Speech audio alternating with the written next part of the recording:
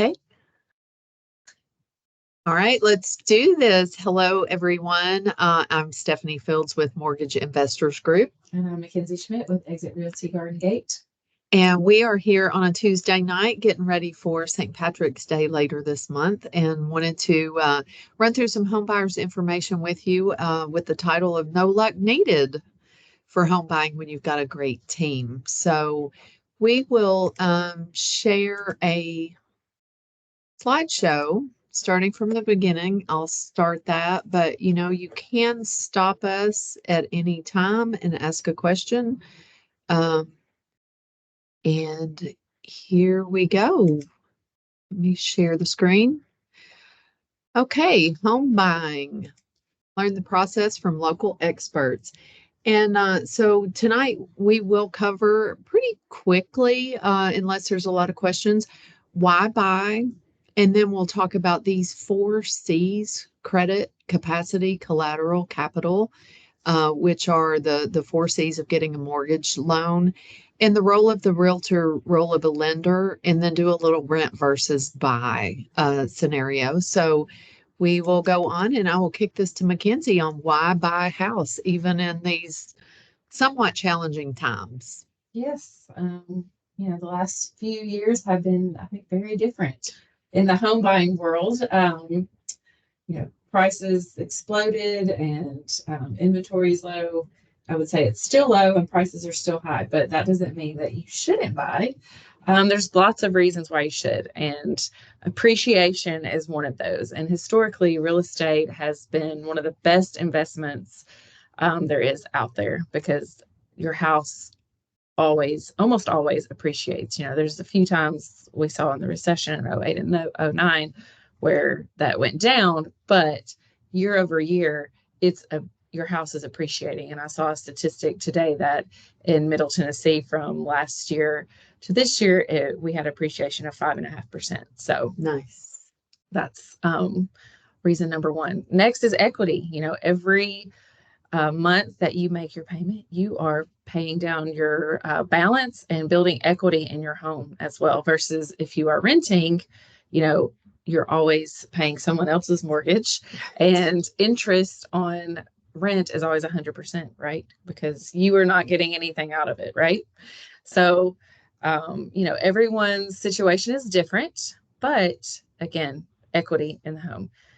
Let's not forget tax benefits. You get to write off your mortgage interest up to $10,000 a year right now. That's right now. That could change.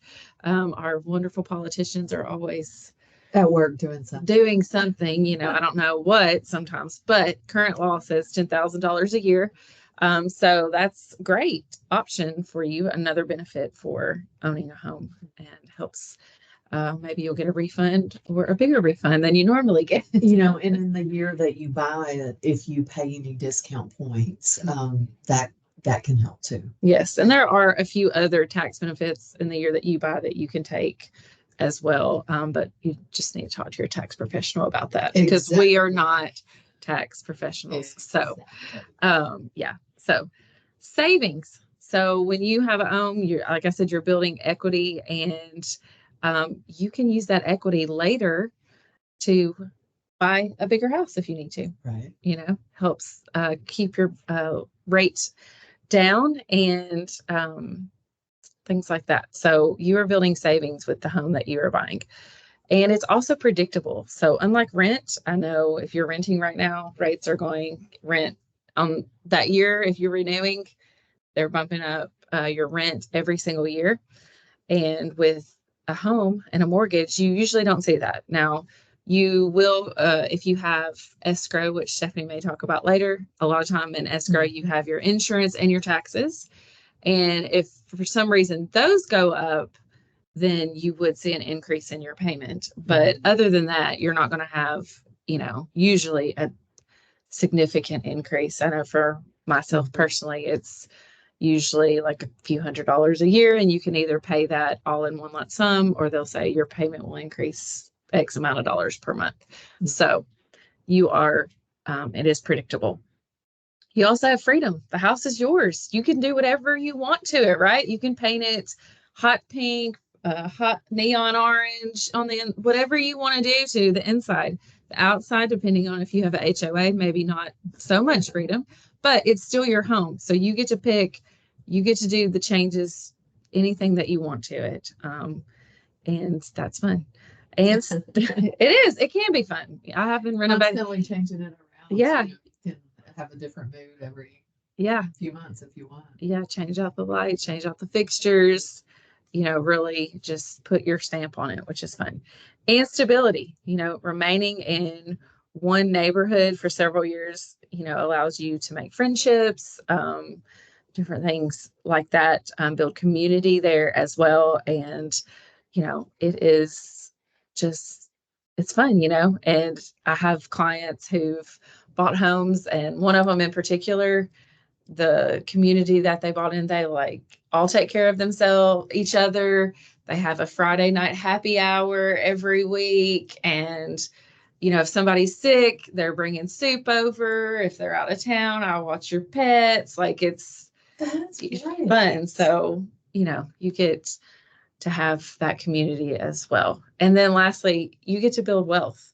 The homeowners have a bigger wealth at the end of their lifetime than those who don't buy a home. Absolutely. And so it's just a great way to build wealth as well. And I've seen that happen so many times with people who buy a home, and I'm not sure what it is. It's just, they build wealth and, build toward retirement. And at the end of the day, they are better off than those who don't buy a home. They are. I've seen statistics on that, and I wish I'd pulled it recently. There was a pretty good percentage of how much more on average a homeowner's net worth is. Yeah, I have a few statistics. It gets a little like into the weeds a little bit, but it's even like on the low end, it's like, it was like 98, almost $100,000 more for those at the end when retirement. Yes. They definitely it does add up. So, well, great. And just kind of going on, you mentioned something a second ago about, when you need that next house, to continue to build wealth. Just kind of from the loan side, one thing to keep in mind, if you own a little house and you're years down the road, you've been into that mortgage for a while, there's no restrictions on renting it. Mm-hmm. You can start renting that house out. Mm-hmm. And then your next home becomes your primary residence, which is the better interest rate, the better loan products when you're buying a primary residence. So to keep on moving up. And the other thing I didn't mention, going back to that too, if you do happen to sell that home, you do not have to pay taxes as long as you've lived in it for at least 2 of the last 5 years as your primary residence. And for right now, it's a single person, it's $250,000 profit. As long as it's $250,000 or less, you don't have to pay taxes. And as a married couple, it's $500,000. So you get to take that money, that equity you've built, and you could put it onto your next home, and you don't have to pay taxes. So absolutely. And check that with your tax person too. Check it, there are nuances, but I think what she's saying is basically correct. So, anything else on why buy? Just because it's awesome. Yes. All right. So then talking a little bit about before you buy, we're going to go over 4 C's. Credit, get it in order, keep it in order. And then capital, those are your out-of-pocket expenses, and capacity is what you can repay. And then the collateral, of course, is the securing of that loan. So we'll go through in a little bit more detail. And just this bit.ly QR code, that actually does go to my website. You can fill out some information, get you kind of an initial consultation on how soon or how ready you might be able to buy right now. So first point is understanding credit can be a little bit complicated, but it doesn't have to be. I'll give you a little bit more information. This QR code goes to annualcreditreport.com. I know most everybody's got some way of monitoring their credit, whether it's through a credit Karma or a credit card, but free annual credit report. It's annualcreditreport.com. You can get it once a year, and I recommend everybody keep up with their credit. Here are some ways that the scoring is categorized, and definitely wanted to just kind of make a point of these are kind of factors on how it's scored, and the big point is payment history. Paid on time, paid on time, paid on time. It's the key takeaway that accounts for 35% of your credit score, with how much you're owing being a close second to that. But how much you owe can definitely be outweighed by how on time you paid it. And then length of credit history. Old credit accounts are not a bad thing. If you've got a credit card that you've had for 4 or 5 years trying to get it paid off, you pay it off, don't close it. Leave it open. That sounds a little counterintuitive. You would think closed accounts are good, but if they're aging and they're not derogatory, they're helping your credit out greatly. So make payments on time, leave accounts open, and anytime you have a question, call. Not everything affects your credit the way that we would think that it does sometimes. Can I just ask a quick question that I've heard, a lot of people use the Credit Karma. Yes. Or whatever the online thing is at the moment. Those aren't always 100% accurate, right? Oh my Saying that gosh, they are I'm like so glad lower or higher than what you really have.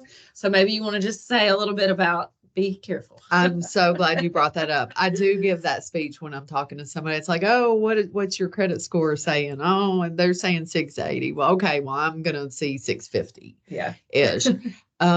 Often it's the lower side. We see it a little bit lower because the mortgage 3 bureau model scores it a little more stringently. And thank you, McKenzie, for bringing that up. So yeah, if you're rocking a 640 on Karma, let's try to get that to 650, 660 before we pull it, because 640 is the first time buyer magic number. Great call out.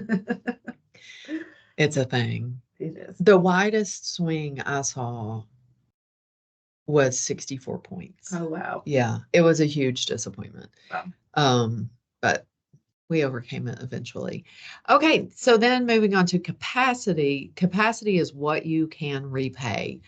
It's we go to verifying stable employment and income, your debt to income ratio. And what that means, debt to income ratio, a lot of people think it's like, oh, well, I owe $20,000, but I'm going to pay 10,000 of it off, so my debt to income ratio is lower. Debt to income ratio is based on your monthly obligations. So a quick way to get your actual DTI ratio, and this number is important in all mortgage loans. If you divide your total monthly debt payments, say you've got a car payment of 500 and you've got 2 credit cards that you pay about 200 on a month, then you've got a $700 monthly debt obligation. If you divide that by your gross monthly income, that's your debt to income ratio. That's what we'll go off of. 45 is a good starting point in first time buyer programs. Sometimes up in the FHA, we can go up a little higher than that with good credit and such, but debt to income ratio is very important. Being able to repay that loan and how much you can pay is important. We don't want anybody, mortgages aren't designed to let anybody go in house poor. And then collateral, of course, that's the house. The house secures the loan. And as part of that process, we put a value on it. If a mortgage company is going to give you $300,000, they want to make sure that what they're securing is worth that. So that's where the appraisal process comes in.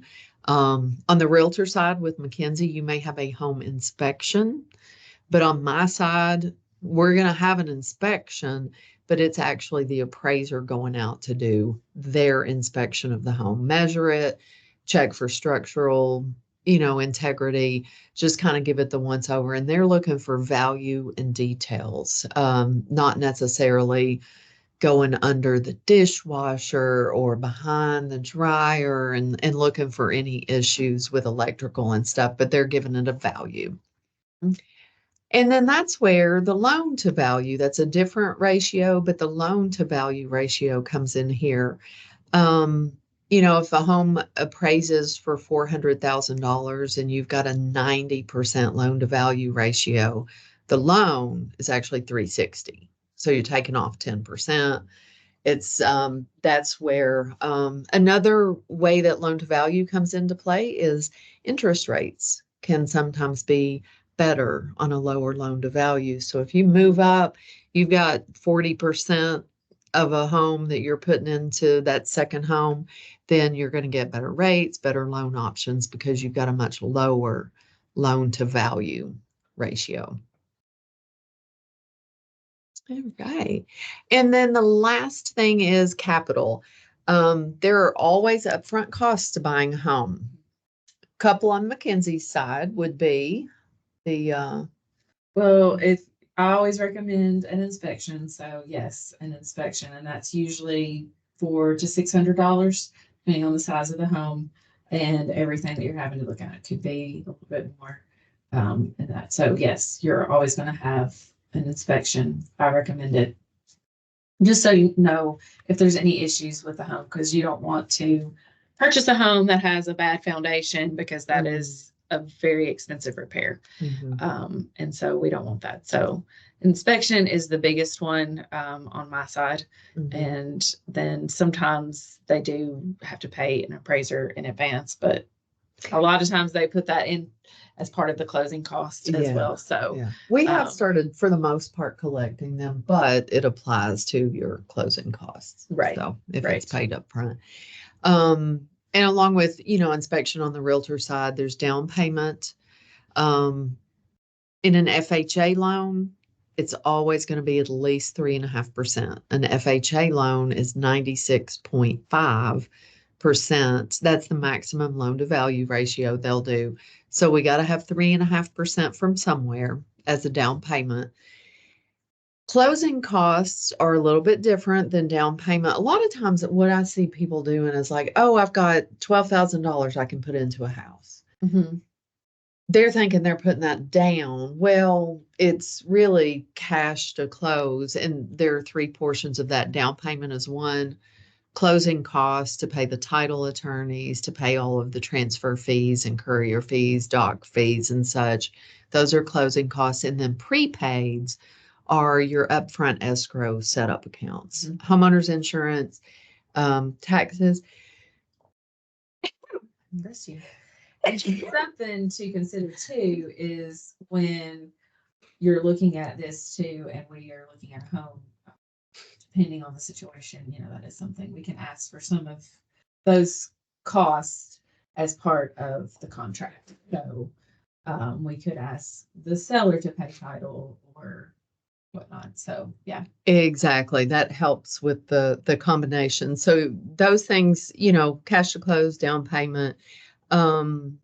First time buyers can get help in a couple of ways. One is through a secondary loan with THDA, or Tennessee Housing Developmental Agency.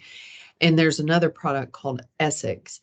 You can borrow either 3.5% of the sales price, which would pay your FHA down payment. With the THDA product, you can do up to 5% of the loan amount. That does have a payment with it, but that gets you the cash up front that you need. And then seller contributions, as McKenzie said, you can ask for up to 6% of the sales price on an FHA loan. So I have put first-time home buyers in homes for $0 out of their pocket. I take that back. $99 education course. Oh yes, they do have that education. The $99, you have to take a $99 education course, but it is possible to do that. So that's capital, and a little fly in there, cash is not acceptable. Word to the wise, if a home purchase is in your future in months or any time, if you save up cash, I know a lot of people still do, put in the bank. Put it in the bank, wait 60 days, and then call me. Cash has to have been in an account for 60 days, or we have to question where it comes from. And if it's cash, it is deemed not usable. So just saving cash is great. I think it's always good to have a lot of extra cash on hand somewhere, but just can't do it in the loan process. Get in a bank. Okay. And then the role of a realtor for this fancy process. Yes. So when you're buying a home, a lot of times I get calls or referred by people, someone looking for to buy a home, and I always speak to them and just kind of find out what their goals are. And then usually they do not have a lender. And so at that point, I will refer them. We always give three names, Stephanie being one, and we want you to get pre-qualified because that allows us to know what your buying power is. Right. And so, because we don't want to be looking at $500,000 houses and you're only approved for $300,000 houses. That's going to be real disappointing. And we don't want that. So it's super important to get pre-qualified.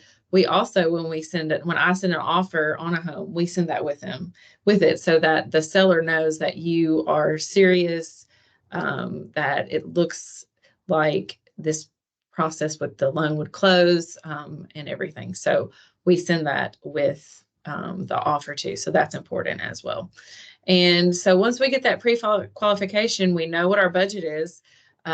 We start looking, and that's the fun part. It can be the fun part. Sometimes you look at one or two houses, and sometimes you look at 50 or more. I've had that happen. So, it can be a overwhelming process, I would say. Some people just really know what they want, and sometimes you have to wait, and that's okay. So you just have to be patient sometimes, but I'm off. As silly as it may sound, as when it's your house, it will happen. Mm-hmm. And sometimes you just have to be patient. And sometimes, when I talk to first-time buyers, maybe they're not quite ready to buy a house. And so working with a lender, going ahead and getting that process started, they can give you, hey, you need to do this, this, and this, and you'll be ready. And that's okay. It's okay if you can't buy today. Mm-hmm. That's okay. We can wait and make sure that we are ready. One of my clients last year took 11 months. Yeah. But it was a huge story, and it was a long process, but he stuck in, did the work. Yeah. If you want to buy a house, I believe you can buy a house, and sometimes it just takes extra work, and that's okay. But you have to be willing to put that in, it's not just going to be easy. Think outside some boxes. I have one client who is wanted to buy a house with a roommate, just go ahead, and that's part of the thought process. I'm going to be getting this from rent. So and I think too, we need to remember that especially first-time home buyers, we all didn't start out at the big giant house. I still don't have the big giant house personally. Me either. So you have to just kind of keep that in mind, and maybe you look at something that's a little bit different than what you have in your mind right now, knowing that, hey, if I buy this house today, like we talked about earlier, you're building that equity. Mm-hmm. And in a few years, when the house is appreciated more, you've paid more on your payment and you have more equity, you could use that and you can upgrade a little bit, or use it, as you said, for a rental home. Maybe that's a path you want to take. So once we search, we find the house, then that's when I go to write an offer. And that's where we include things. We can ask for closing costs. We can ask for title to be paid.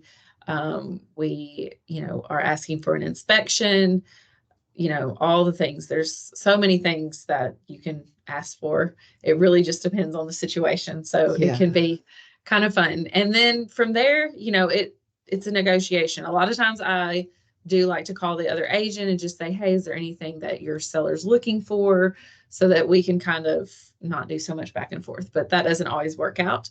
And so there could be some back and forth. You may write an offer, we may write an offer, and they may counter, and they will come back to us with, well, I don't like that price. I prefer this price.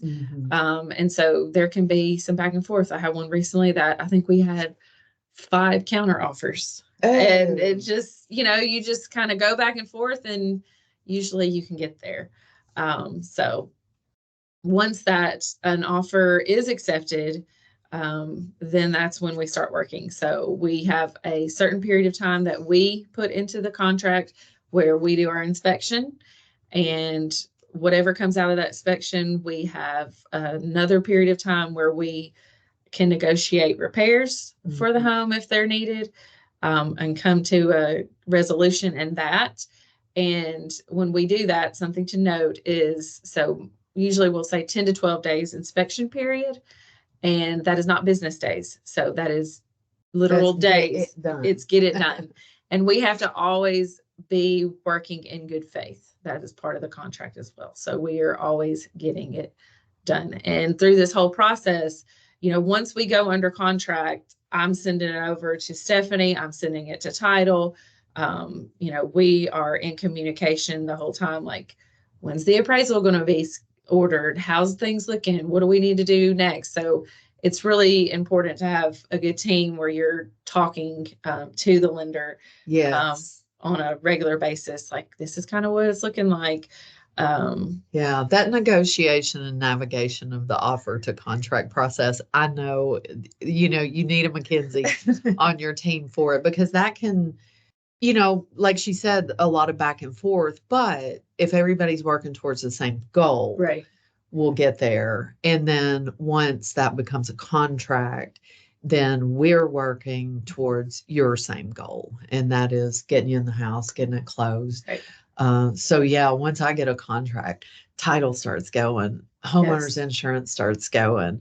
We're asking for updated everything and processors involved. And so we're heading towards the underwriting process with the loan. But that inspection process, I like to, even if we have time, get that home inspection process, at least the home inspection done. They know what they're dealing with. Right. You're not walking away from it. So I don't feel bad about ordering that appraisal that's going to cost $550. Right. So we, that tandem working back and forth is, we're not going to spend any of your money extra. Make sure that things are satisfactory before you move forward with that next step that may cost some dollars. So right. And I will talk to Stephanie, even as we're writing offers sometimes, because if there's something with the house and we're going to ask for this, sometimes you all don't like to see that in a contract. Absolutely not. So I'll talk to her and say, hey, do I need to put this in here, or should I do an addendum so that it's not part of the original and I'll contract? say, here's the amount of seller credit you can ask for. Yes. So I will talk with her even before that. So if it's just the seller wanting a credit, then something okay. But so I'm walking you through the process, giving you updates all through this as well. And therapist, friend, cheerleader, coach, because we're both that. I think it is not a straight line. It is usually like this. I had a deal 2 years ago that I wasn't sure was going to close. And I am not even exaggerating this, like literally hour by hour. Oh, I think this is going to close. The next hour, nope, this is not. I mean, it was literally so just roller coaster. And it did finally close. But I was like, I will not believe it until the ink is dried on these papers. But it was hour by hour, just, I don't know that this is going to work. And so just know that, we're on your side. We are, but sometimes you do have to roll with it, and it can become stressful. My very worst one last year, it was in August. They were scheduled to close at 12:30.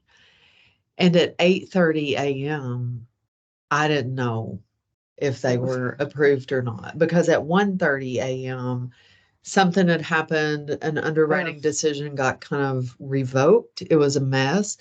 And 1:30 a.m., I find what I think works. 8:30 a.m., the underwriter finally says, "Oh yeah, this does work." And we closed at 4 hours later. Oh my goodness. Wow. Yeah, it can be crazy, and it's okay.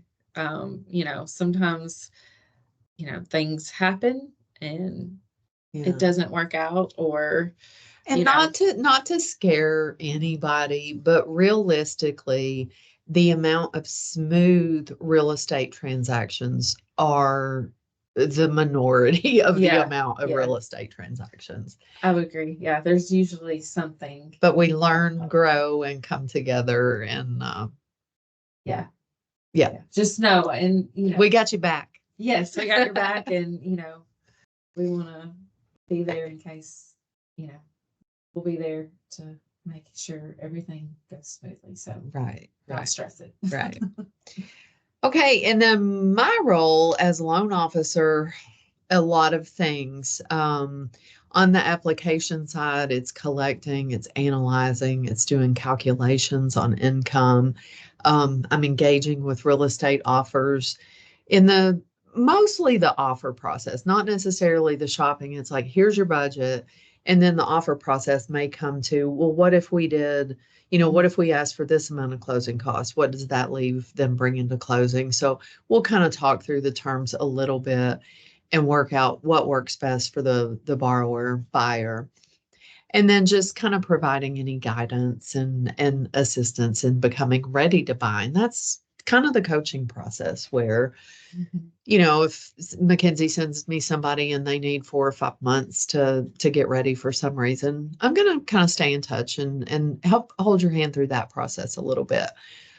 That's application. Then once we get to the process where you're ready to buy, we've got a loan, we're going forward.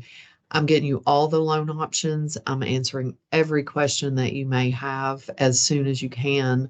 I'm responding quickly because it is a very time is of the essence kind of situation. So I consider, like, within the mortgage office, I'm a little bit of a quarterback in that I'm getting information to and from the realtor. I'm working back and forth with the processor. We're getting everything ready for the underwriter, and the title company has been triggered. So there's a lot of moving pieces. We both try to be communication bridges between all those parties. And then at the end of the day, at the end of the loan process, what I do is fund the American dream. Yes. I love that one. Yes.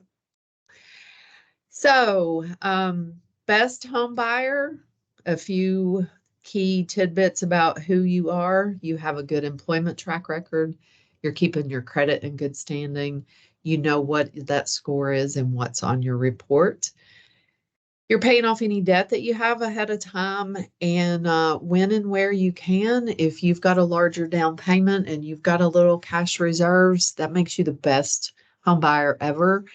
That's not always the case, but it's okay. We got that covered too. And just whatever your situation, be well organized and be able to provide some documentation back to me quickly.